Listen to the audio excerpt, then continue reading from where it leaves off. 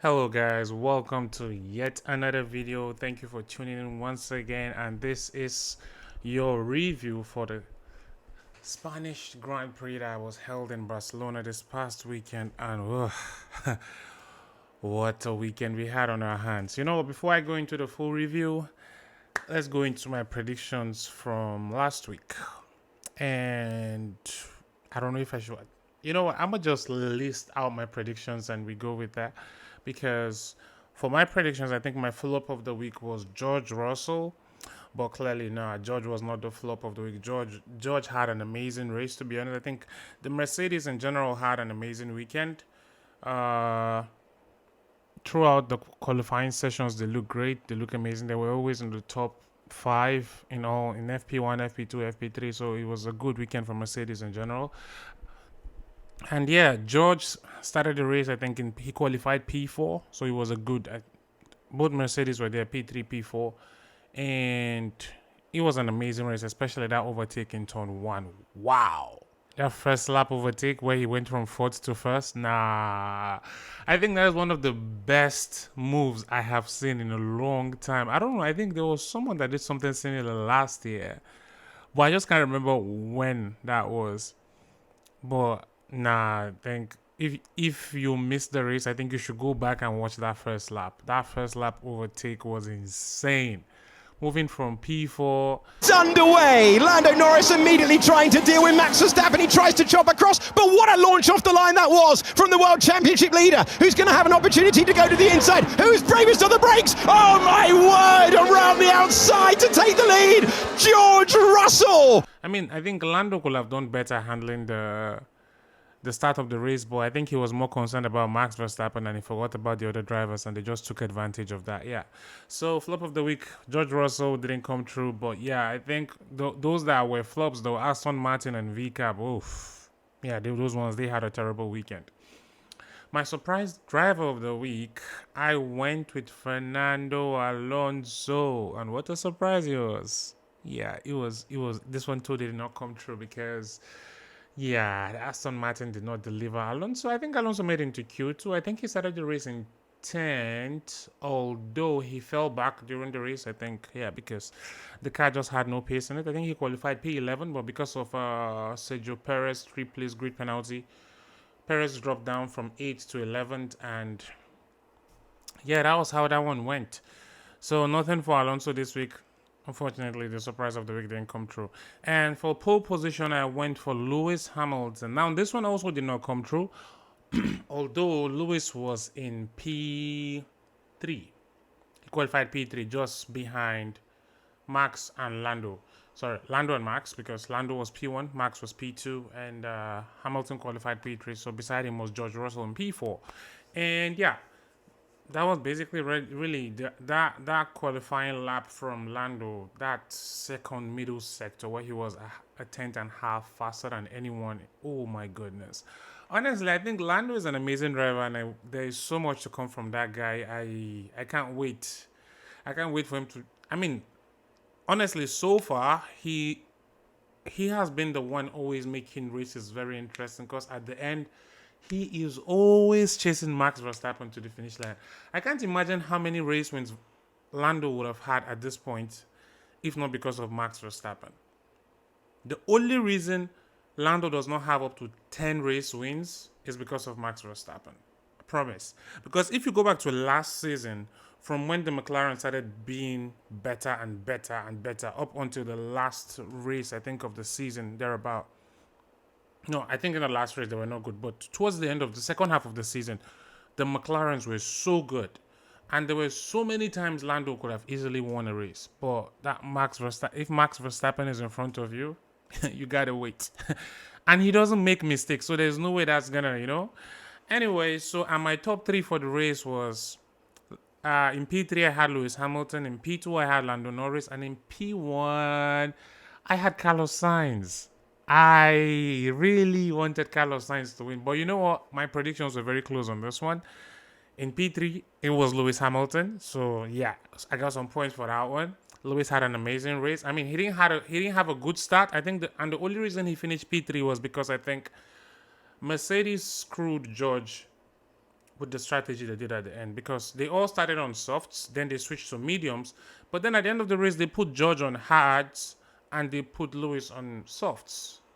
So and the hard tire wasn't what everyone thought it was gonna be, to be honest.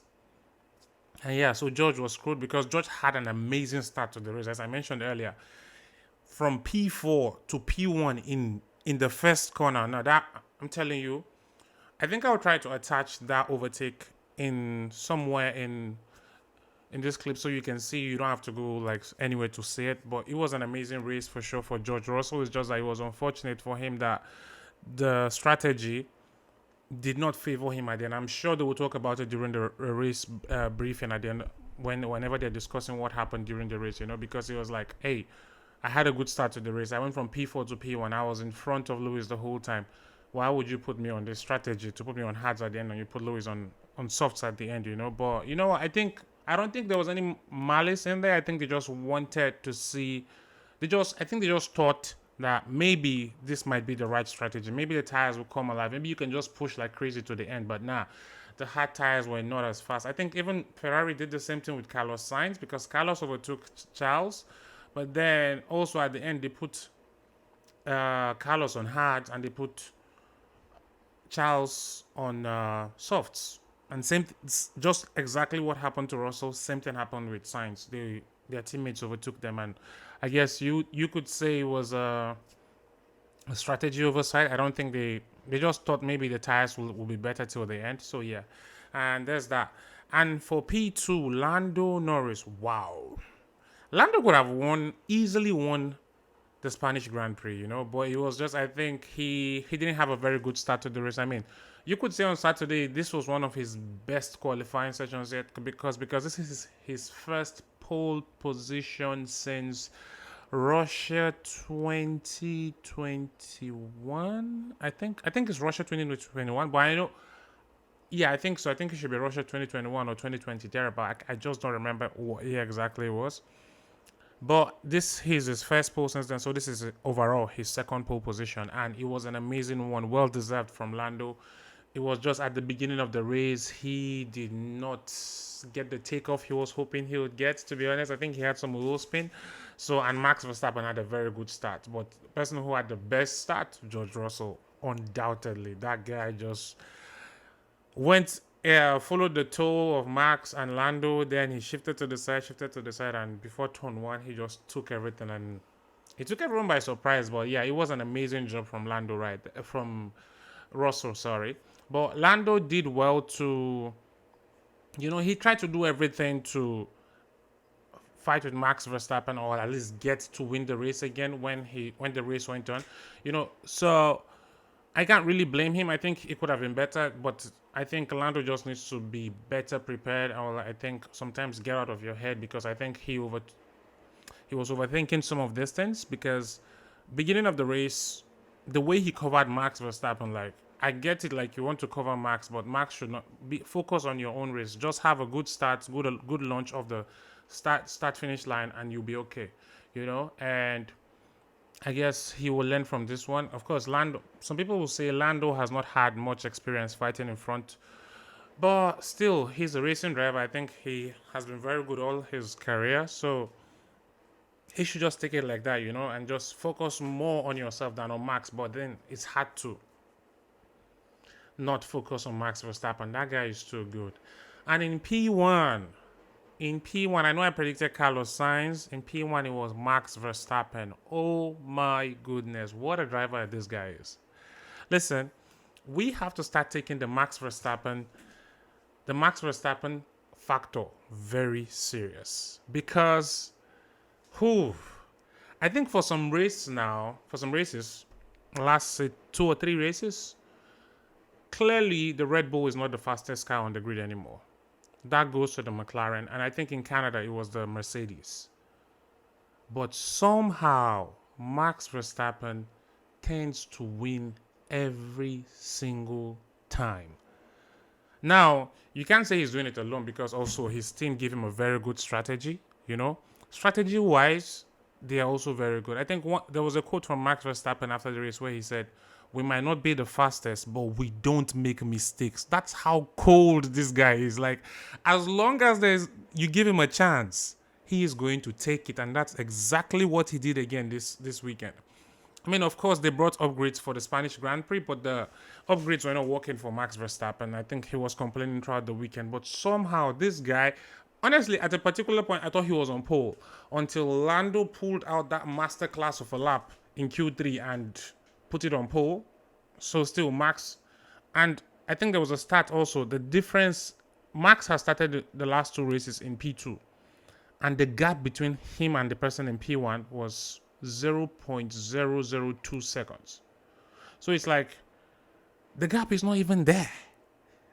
This guy is just so amazing. For you to beat this guy, you have to be perfect. Like, being great is not enough. You have to be perfect. Like, you cannot have any kind of mistake in your race, in your qualifying, and all of that. So yeah, Max Verstappen. Honestly, I think anyone that hates this guy at this point is just, you need to check yourself, to be honest, because last year you could say yes, he had the fastest car, but this year, no, absolutely not. I think the early races in the year, maybe you could say from Bahrain, Saudi, Australia, Japan, and China. Those 5 races, you could say yes, maybe the Red Bull was the fastest, but since then, no.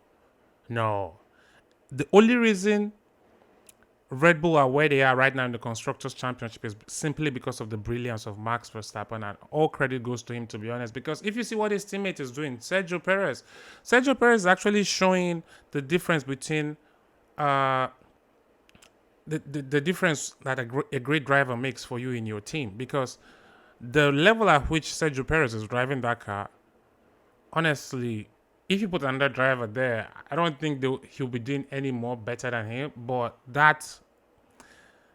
the way Max Verstappen just drives that car, oh Lord, it's insane. So you know what? I'm not gonna sing his praises too much. All credit goes to Max Verstappen. He had an amazing weekend. Started P2, overtook Lando at the beginning of the race, and into turn 1.